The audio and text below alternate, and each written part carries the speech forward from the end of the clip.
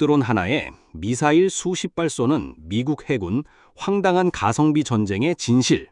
여러분, 잠깐요. 지금 이 순간에도 세계 어딘가에서 황당한 일이 벌어지고 있습니다.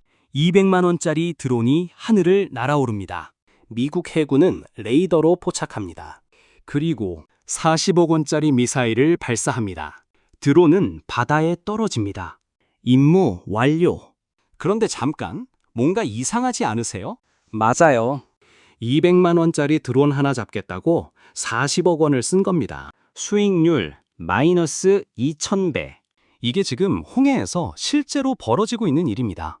세계 최강 미국 해군이 예멘 청년들한테 쩔쩔매고 있습니다. 이게 말이 된다고 생각하세요? 썰록 채널에 오신 것을 환영합니다. 저는 도파민 생성자 도생 썰록입니다. 만약 여러분도 세계 최강 군사력을 가진 미국이 왜 예멘 반군 하나 못 잡나 때문에 궁금해 하셨다면 이 영상을 보시면서 도파민 수혜자, 도수가 되시기를 바라봅니다. 오늘 저는 여러분께 진짜 황당한 이야기를 하나 들고 왔습니다. 예는 세계에서 가장 가난한 나라 중 하나입니다. 1인당 GDP가 약 650달러, 우리 돈으로 90만 원도 안 됩니다. 국민 절반이 하루 2달러 미만으로 삽니다. 내전으로 수백만 명이 굶주리고 있는 나라. 그런데 이 나라의 반군 조직 후티가 지금 미국 해군을 홍해에서 꼼짝 못하게 만들고 있습니다. 흥미로운 점은 이게 단순히 다윗 대 골리앗 이야기가 아니라는 겁니다. 이건 21세기 전쟁의 본질, 돈과 전략, 그리고 역사의 아이러니가 한꺼번에 폭발하는 이야기입니다. 자, 시작해볼까요? 후티는 도대체 누구인가? 아무도 신경 안 쓰던 그 반군, 솔직히 물어볼게요. 2023년 이전에 후티 반군 이름 들어보셨나요? 대부분 아마 들어봤나 할 겁니다. 그도 그럴 것이 후티는 수십 년간 예멘 북부 산악지대에 처박혀서 예멘 정부군이랑 싸우던 지역 반군이었거든요. 국제사회 입장에선 그냥 또 중동에서 반군이 날뛰네 수준의 뉴스였습니다. 그런데 이 반군이 갑자기 국제 무대에 튀어나온 겁니다. 그것도 아주 화끈하게. 후티의 공식 명칭은 안사르 알라, 신의 추종자들이라는 뜻입니다. 1990년대 초 예멘 북부 사다 지역에서 후세인 바드레딘 알 후티라는 종교 지도자가 만들었고요. 이란의 지원을 받는 시아파 계열 무장단체입니다. 슬로건이 걸작입니다. 신은 위대하다. 미국에게 죽음을, 이스라엘에게 죽음을, 유대인에게 저주를, 이슬람에게 승리를. 뭐 입장은 명확하네요. 그런데 여기서 중요한 질문이 하나 있습니다. 이 반군이 왜 갑자기 홍해에서 세계 최대 해운 항로를 막기 시작했을까요? 2023년 10월 모든 것이 바뀌다. 2023년 10월 7일 하마스가 이스라엘을 공격합니다. 가자 지구 전쟁이 시작됩니다. 그로부터 한 달 뒤 후티 반군이 선언합니다. 이스라엘과 연관된 모든 선박을 공격하겠다. 처음엔 아무도 진지하게 받아들이지 않았습니다. 예멘 반군이 그것도 바다에서? 그냥 선전포고 아니야? 그런데 이 사람들 진짜였습니다. 2023년 11월 19일 후티는 이스라엘 관련 화물선 갤럭시 리더를 납포합니다. 헬기를 타고 내려와서 25명의 선원을 인질로 잡아갑니다. 세계가 충격에 빠집니다. 아니 예멘 반군이 헬기로 화물선을 납포한다고? 그리고 그 이후부터 홍해는 그야말로 전쟁터가 됩니다. 궁금하지 않으신가요? 도대체 이 가난한 나라의 반군이 어떻게 세계 최대 해운 항로를 위협할 능력을 갖추게 됐을까요? 이 답을 찾으려면 우리는 조금 더 깊이 들어가 봐야 합니다. 후티의 무기는 어디서 왔는가? 자, 여기서 우리가 흔히 하는 실수를 짚고 넘어가야 합니다. 많은 분들이 이렇게 생각하실 겁니다. 아, 이란이 무기 다 줬겠지. 반은 맞고 반은 틀립니다. 물론 이란의 지원이 결정적이었습니다. 이란은 후티에게 탄도미사일 기술, 드론 제조 기술, 대함 미사일 설계도를 넘겨줬습니다. 그런데 흥미로운 점은 후티가 이걸 그대로 쓴 게 아니라는 겁니다. 후티는 현지에서 직접 생산하기 시작했습니다. 예멘 산악 지형에 숨겨진 공장에서 부품을 수입하고 조립해서 드론과 미사일을 찍어내기 시작한 겁니다. 전문가들에 따르면 후티의 샤헤드 계열 드론 제조 단가는 2만 달러, 우리 돈으로 약 2,700만 원 수준이라고 합니다. 탄도미사일은 수백만 달러라 비싸지만 드론은 말 그대로 가성비 무기입니다. 그리고 이 가성비 무기가 세계 최강 해군의 아킬레스건을 정확히 찌른 겁니다. 역사는 늘 예상한 것처럼 흘러가지는 않죠. 이게 바로 오늘 이야기의 핵심입니다. 황당한 가성비 전쟁의 실체. 미사일 vs 드론, 숫자로 보는 충격. 자, 보세요. 이게 얼마나 황당한 상황인지 숫자로 한번 보겠습니다. 미국 해군이 쓰는 SM-2 함대공 미사일 한 발에 약 210만 달러, 우리 돈으로 약 28억 원입니다. 더 비싼 SM-6는 한 발에 420만 달러, 약 56억 원. ESSM 미사일은 그나마 저렴해서 한 발에 약 130만 달러, 약 17억 원. 후티 드론 한 대는 2만 달러, 약 2,700만 원. 후티 탄도미사일은 그래봤자 수백만 달러. 그러니까 단순 계산으로 미국은 후티의 드론 하나를 잡기 위해 드론 가격의 50배에서 200배에 달하는 미사일을 쏘고 있는 겁니다. 2023년 말부터 2024년 중반까지 미국 해군이 홍해에서 요격에 사용한 탄약 비용만 수억 달러에 달한다는 추산이 나오고 있습니다. 미국 재정연구소의 분석에 따르면 이 작전 비용이 하루에 수천만 달러씩 쌓이고 있다고 합니다. 여러분, 이거 진짜 말이 된다고 생각하세요? 후티는 이걸 알고 있습니다. 의도적으로 하는 겁니다. 값싼 드론과 미사일을 대량으로 발사해서 미국의 비싼 탄약고를 비워버리는 전략. 군사 전문가들은 이걸 비대칭 소모전이라고 부릅니다. 그리고 이 전략이 통하고 있습니다. 홍해가 막히면 세계가 흔들린다.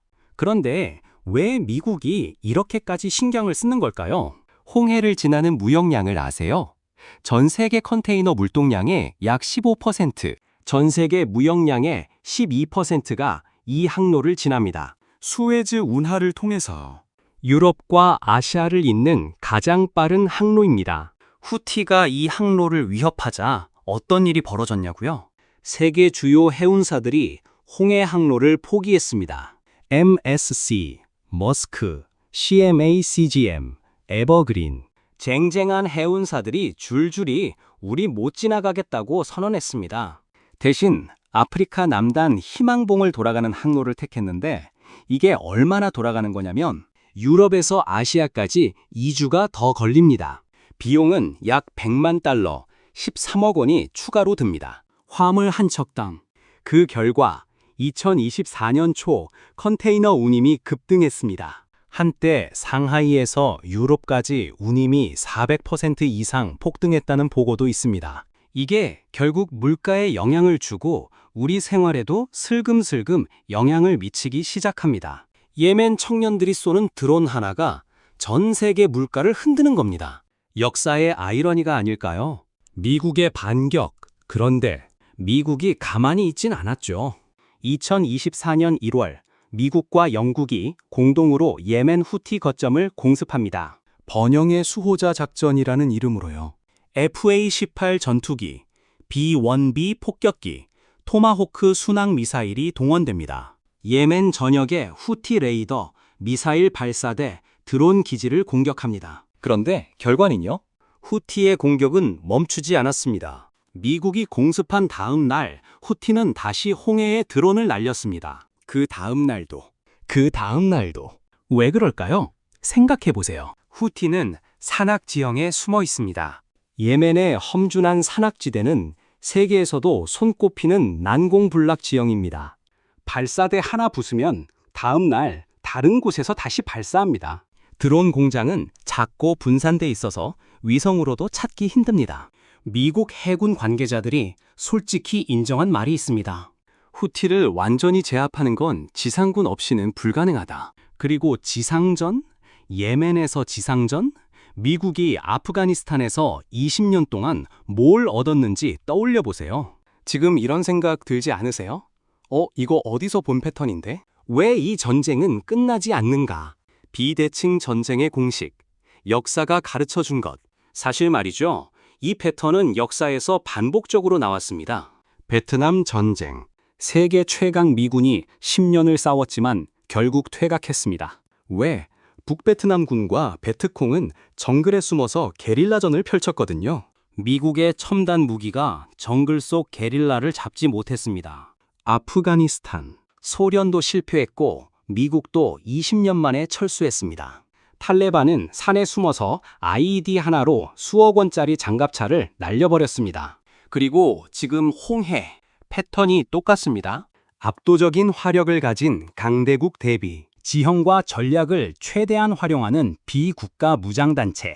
군사 전략가들이 비대칭 전쟁이라고 부르는 이 방식의 핵심은 이겁니다. 상대의 강점을 피하고 상대의 약점을 찌른다.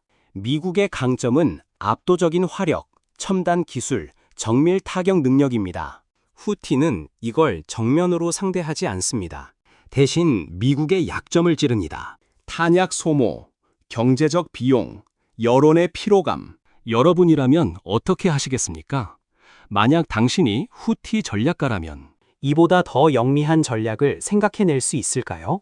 철학적 질문, 우리가 함께 고민해 봐야 할 것. 자, 여기서 잠깐 멈추고 싶습니다. 오늘 우리가 함께 고민해 볼 질문이 하나 있습니다. 강함이란 무엇인가? 미국은 분명히 강합니다. 국방 예산 8,500억 달러, 세계 1위. 항공모함 11척. 세계 2위인 중국이 2척인 것과 비교해 보세요.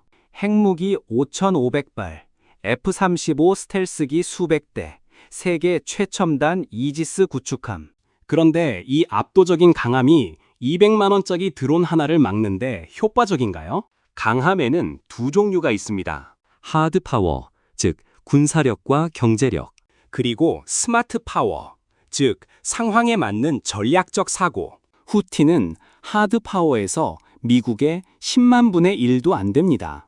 그런데 스마트 파워 면에서는 미국을 이기고 있습니다. 흥미로운 점은 이게 단순히 군사적 이야기가 아니라는 겁니다. 우리 일상에서도 비슷한 원리가 작동합니다. 자원이 적어도 더 영리한 전략을 택한 사람이 이기는 경우. 여러분 주변에서도 한 번쯤 보셨을 겁니다. 역사는 항상 가장 강한 자가 이기는 이야기가 아닙니다. 가장 영리한 자가 살아남는 이야기입니다. 홍해 전쟁이 바꾸는 세계. 자, 보세요. 이제 큰 그림을 봐야 할 시간입니다. 후티의 홍해 공격이 만들어낸 파급 효과를 정리해 드릴게요. 첫째, 해운 비용 폭등. 앞서 말씀드린 것처럼 운임이 폭등하면서 전 세계 물가에 영향을 미쳤습니다. 유럽 중앙은행은 이 사태가 인플레이션에 영향을 미칠 수 있다고 경고했습니다. 둘째, 해상 보험료 급등. 홍해를 통과하는 선박의 보험료가 평시 대비 수십 배 올랐습니다. 보험사들이 전쟁 위험 지역으로 분류하면서 보험 자체를 거부하는 경우도 생겼습니다. 셋째, 미국 탄약 재고 문제. 이게 사실 가장 심각한 문제입니다. 미국은 이미 우크라이나 지원으로 탄약 재고가 줄어든 상태였는데 홍해에서 수억 달러어치 미사일을 소모하면서 재고 부담이 커졌습니다. 미국 의회에서도 이를 두고 논쟁이 벌어질 정도였습니다. 넷째, 지정학적 메시지. 이게 어쩌면 가장 중요한 부분일 수도 있습니다. 후티의 버티기는 전 세계 다른 비국가 무장단체들에게 하나의 교과서가 됐습니다. 우리도 미국과 싸울 수 있다는 메시지. 놀랍지 않나요? 이건 끝날 전쟁인가? 솔직하게 이야기해드릴게요. 전문가들의 의견은 크게 두 갈래입니다. 낙관론자들은 말합니다. 가자. 전쟁이 끝나면 후티도 명분을 잃는다. 이란의 지원이 약해지면 후티의 무기 공급도 끊긴다. 비관론자들은 말합니다. 후티는 30년 가까이 내전을 버텨온 조직이다. 이들은 외부 지원 없이도 살아남을 방법을 안다. 지금 홍해 공격으로 국제적 존재감을 얻은 후티가 스스로 멈출 이유가 없다. 여러분의 생각이 궁금해집니다. 제 생각을 말씀드리자면 이건 단순히 군사적으로 해결할 수 있는 문제가 아닙니다. 후티의 뿌리는 예멘의 빈곤, 불평등, 그리고 외세의 개입에 대한 분노입니다. 그 뿌리를 자르지 않으면 후티를 아무리 폭격해도 새싹이 돋아납니다. 역사가 그렇게 말하고 있습니다. 베트남에서, 아프가니스탄에서, 이라크에서. 그러니까 세계 최강 미국 해군이 지금 가장 당황하고 있다는 거죠. 이길 수도 없고 그렇다고 물러설 수도 없는 딜레마. 이게 21세기 비대칭 전쟁의 민낯입니다. 역사의 아이러니, 그리고 우리가 배울 것. 마지막으로 이 이야기가 우리에게 주는 교훈을 생각해 봅시다. 저는 이 이야기를 하면서 계속 이런 생각이 들었습니다. 강대국들은 항상 같은 실수를 반복합니다. 우리가 더 강하니까 이길 수 있다는 오만. 그리고 그 오만이 무너지는 순간 역사는 새로운 장을 씁니다. 로마 제국이 그랬습니다. 로마는 게르만족을 야만인이라고 불렀습니다. 그런데 그 야만인들이 결국 로마를 무너뜨렸습니다. 몽골 제국이 그랬습니다. 아무도 몽골의 기동전을 당해낼 수 없었지만 이집트 맘루크 왕조가 그들을 막아냈습니다. 창의적인 전술로. 그리고 지금 2024년 홍해에서 같은 역사가 반복되고 있습니다. 여러분도 아시다시피 역사는 단순히 과거의 이야기가 아닙니다. 현재를 이해하는 렌즈이고 미래를 예측하는 나침반입니다. 후티가 홍해에서 보여준 것은 돈이 없어도 군사력이 약해도 영리한 전략과 지형 활용, 그리고 상대의 약점을 정확히 찌르는 능력이 있다면 세계 최강을 흔들 수 있다는 것입니다. 이건 단순히 군사적 교훈이 아닙니다. 우리 삶에서도 마찬가지입니다. 자원이 부족해도 더 영리하게 싸울 수 있습니다. 상대가 강해도 그 강점을 피하고 약점을 찌를 수 있습니다. 자, 오늘 우리가 이야기한 것들을 정리해 볼까요? 세계 최빈국 중 하나인 예멘의 반군 후티가 세계 최강 미국 해군을 상대로 홍해에서 버티고 있습니다. 200만 원짜리 드론에 40억짜리 미사일을 쏘는 황당한 가성비 전쟁. 탄도미사일로 세계 해운 항로를 마비시키고 수조 원의 경제적 피해를 만들어내는 전략. 그리고 이 모든 것이 만들어내는 21세기 비대칭 전쟁의 새 교과서. 역사는 늘 우리가 예상하는 대로 흘러가지 않습니다. 강한 자가 반드시 이기는 것도 아니고 약한 자가 반드시 지는 것도 아닙니다. 영리한 자가 살아남습니다. 여러분, 이 이야기를 보시면서 어떤 생각이 드셨나요? 저는 이 이야기에서 묘하게 통쾌하면서도 씁쓸한 감정을 느낍니다. 통쾌한 건 약자가 강자에게 맞서는 그 배짱과 전략. 씁쓸한 건 그 싸움에서 가장 피해를 보는 건 결국 예멘의 평범한 시민들, 홍해를 지나던 선원들, 물가 폭등으로 힘들어지는 전 세계 서민들이라는 사실입니다. 역사의 아이러니는 항상 이런 식입니다. 싸우는 자들이 만들어낸 파도에 싸움과 관계없는 사람들이 휩쓸립니다. 여러분의 생각이 정말 궁금해집니다. 댓글로 여러분의 생각을 꼭 남겨주세요. 여러분이 본 댓글이 다음 썰의 주제가 될 수도 있습니다. 오늘 이 썰이 재미있으셨다면 구독 버튼 꾹 눌러주시고요. 좋아요 한 번만 눌러주셔도 저 도생에게 엄청난 도파민이 생성됩니다. 그 도파민으로 더 날카롭고 더 흥미진진한 썰을 계속 준비해드리겠습니다. 다음 썰에서는요, 힌트만 드릴게요. 조선 500년 경제 실패를 서양 산업혁명과 맞붙여서 풍자와 독설로 뼈 때리는 이야기. 궁금하지 않으세요? 다음 영상에서 뵙겠습니다. 저는 도파민 생성자 썰록이었습니다.